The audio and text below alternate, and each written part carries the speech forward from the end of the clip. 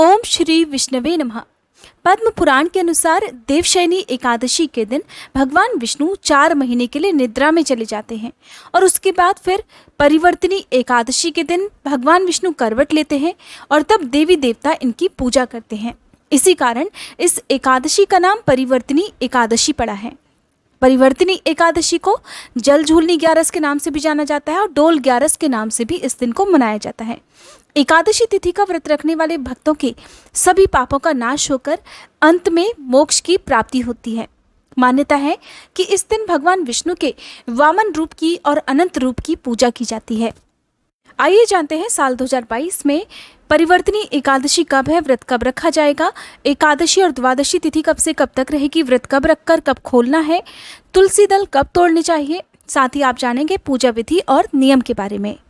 इस बार 6 सितंबर और 7 सितंबर दोनों ही दिन एकादशी रहने वाली है, तो ऐसे में 6 सितंबर का जो उपवास है वो सभी गृहस्थजन लोग रखेंगे और 7 सितंबर का उपवास वैष्णव जन रखेंगे। जिन्होंने कोई मंत्र की दीक्षा ली होती है, इस्कॉन से जुड़े हुए लोग वैष्णव एकादशी का व्रत रखते हैं। जिस तरह से एकादशी की तिथि 2 दिन तक है, तो ऐसे में व्रत पारण की तिथि भी 2 दिन है और व्रत पारण का मुहूर्त भी आपको ध्यान में रखना है, क्योंकि 6 सितंबर को जो लोग उपवास रखेंगे उन्हें अगले दिन शुभ मुहूर्त में ही व्रत खोलना है, तभी एकादशी व्रत का या पूजा का पूर्ण फल प्राप्त होता है। कई बार लोग जानकारी के अभाव में किसी भी समय व्रत खोल लेते हैं, तो ऐसा आपको नहीं करना है।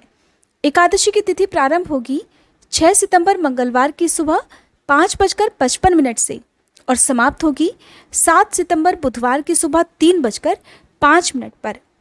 6 सितंबर को सूर्योदय का समय रहेगा सुबह 6:06, सूर्यास्त का समय रहेगा शाम 6:26 पर।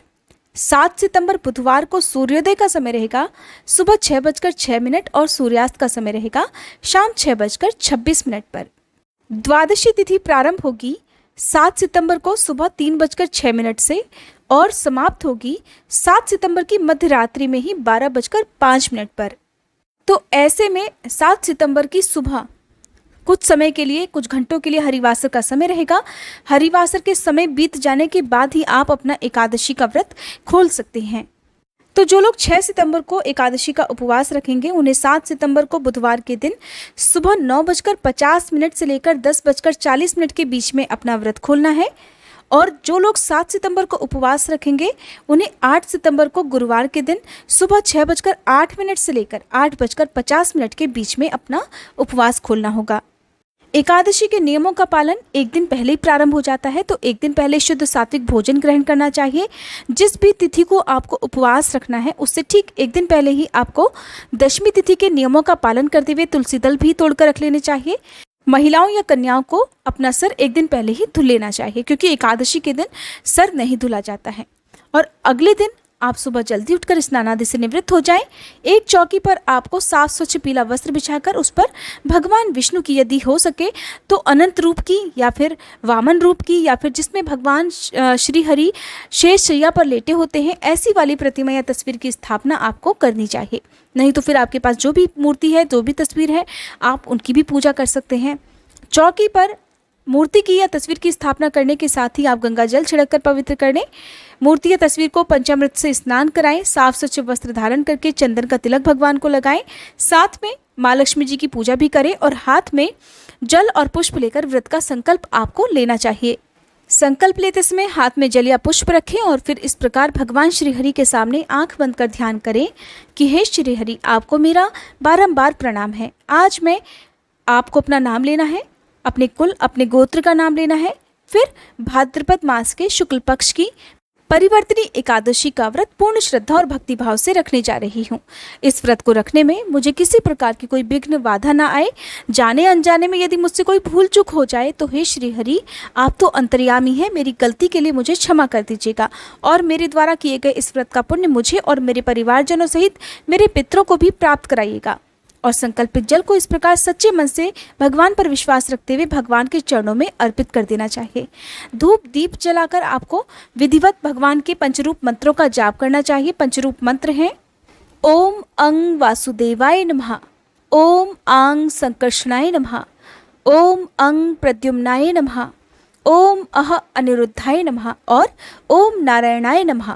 इन मंत्रों के जाप के अलावा आप ओम श्री विष्णवे नमः, ओम नमो भगवते वासुदेवाय नमः और विष्णु सहस्त्र नाम का पाठ खुद भी पढ़ सकते हैं या सुन सकते हैं। फिर विष्णु चालीसा का पाठ भी आपको पढ़ना चाहिए। अगर हो सके तो भगवत गीता का पाठ भी करना चाहिए। फिर व्रत की कथा पढ़कर सुनकर सबसे अंत में आरती करके क्षमा याचना करके अपना व्रत प्रारंभ करना चाहिए। इस व्रत में आप दिन में भरपूर मात्रा में पानी ले सकते हैं।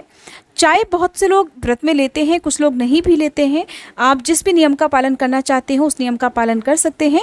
और अगर आप फलाहार करना चाहते हो तो रात की पूजा करने के बाद आप जो भी मौसमी फल आते हैं या जूस वगैरह आप रात के समय ले सकते हैं। यदि ज़्यादा लगे तो आप सेंधा नमक से बना हुआ जो भी कुट्टू का आटा या लौकी है वो आप ले सकते हैं। हालांकि नमक का सेवन एकादशी के व्रत में नहीं करना चाहिए। जो लोग शारीरिक रूप से स्वस्थ नहीं है उन्हें भूले से भी ये व्रत नहीं रखना चाहिए। आप बस सच्चे मन से कुछ नियमों का पालन करते हुए सुबह और शाम की पूजा कर लें, उससे भी भगवान श्रीहरि आप पर प्रसन्न हो जाएंगे। अगले दिन शुभ मुहूर्त में व्रत का पारण किया जाता है, यानी कि व्रत खोला जाता है। उससे पहले आप जो भी दान दक्षिणा आपको देनी है, जैसे अनाज हो या वस्त्र हो, रुपए हो, उन्हें मंदिर में रखकर भगवान श्रीहरि से प्रार्थना करें कि आपके व्रत में कोई भूल चूक हुई हो तो उसके लिए श्रीहरि आपको क्षमा करें और इस दान को स्वीकार करें। दान हमेशा संकल्प लेकर ही आपको देना चाहिए। दान किसी योग्य व्यक्ति को देना चाहिए। यदि हो सके तो मंदिर में भिजवाना चाहिए, नहीं तो आप अपने हाथ से खुद किसी भी निर्धन या जरूरतमंद व्यक्ति को दे सकते हैं।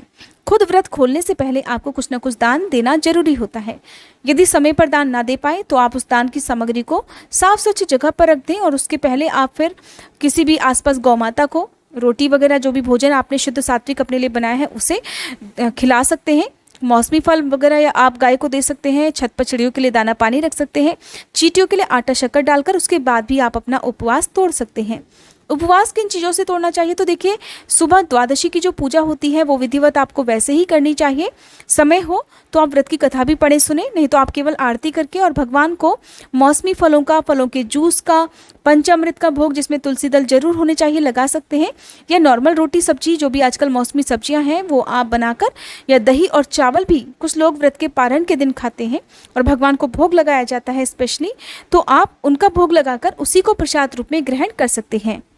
द्वादशी तिथि के दिन भी आपको शुद्ध सात्विक भोजन ही करना चाहिए और आपको सुबह और शाम द्वादशी तिथि में भोजन करना चाहिए। इसके बीच में आपको बहुत ज़्यादा कुछ खाने से बचना चाहिए। यही कारण है कि एकादशी के नियमों का पालन पूरे 3 दिन तक किया जाता है। अक्सर लोग द्वादशी तिथि को शाम के समय पूछते हैं कमेंट करके कि क्या हम लहसुन प्याज का भोजन कर सकते हैं, तो देखिए नहीं करना चाहिए।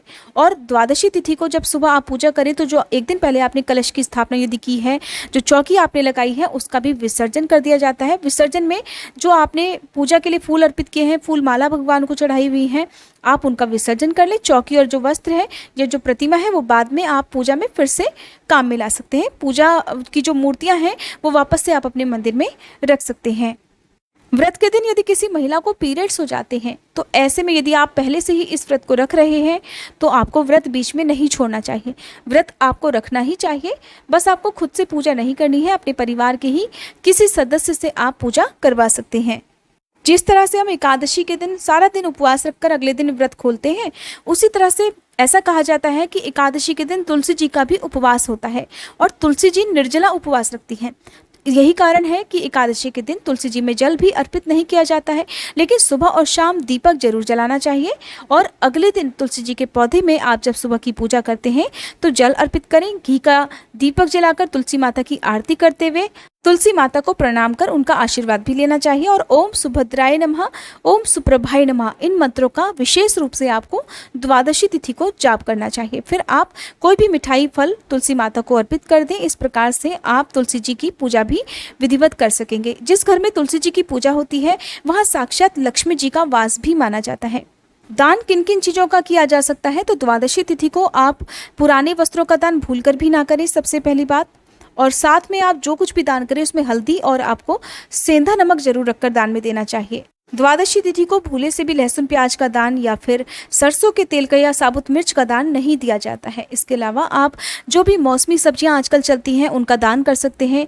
पीली दालों का, हल्दी का, पीले वस्त्रों का दान आप कर सकते हैं। आटा, एक समय का भोजन जिसके घर में बन सके इतना राशन आप चावल को छोड़कर दान में दे सकते हैं। बहुत से लोग द्वादशी तिथि को ही जब त्रयोदशी तिथि पड़ती है तो प्रदोष व्रत भी रखते हैं।